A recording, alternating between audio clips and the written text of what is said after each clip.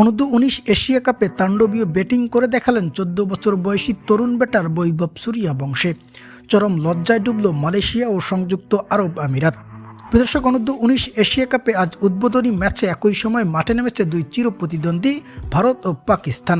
যেখানে একদিকে পাকিস্তান লড়াই করেছে মালয়েশিয়ার বিপক্ষে, অন্যদিকে ভারত লড়াই করেছে সংযুক্ত আরব আমিরাতের বিপক্ষে। যার মধ্যে এই দুই ম্যাচেই জয় চূড়ান্ত করে নিয়েছে দুই চিরপ্রতিদ্বন্দ্বী ভারত ও পাকিস্তান, সেটিও বিশাল ব্যবধানে। অন্যদিকে চরম লজ্জাজনকভাবে হেরেছে মালয়েশিয়া ও সংযুক্ত আরব আমিরাত, যেখানে পাকিস্তান নির্ধারিত 50 ওভার শেষে মোট রান করেছে 345। আর এই রানের জবাবে মালয়েশিয়ার এতটাই ব্যাটিং ভরাডুবি ছিল যে তারা টি-20 ফরম্যাটের 20 ওভারও খেলতে পারেনি। পাশাপাশি তাদের দলীয় সংগ্রহ অর্ধশতকও ছুঁয়ে দেখতে পারেনি। সবশেষে 19 ওভার 1 বলে মালয়েশিয়া রান করে মাত্র 48, ফলে 297 রানের বিশাল ব্যবধানের জয় পায় পাকিস্তান। অন্যদিকে ভারত প্রথমে ব্যাটিং করে সংযুক্ত আরব আমিরাতকে টার্গেট দেয় 433 রানের।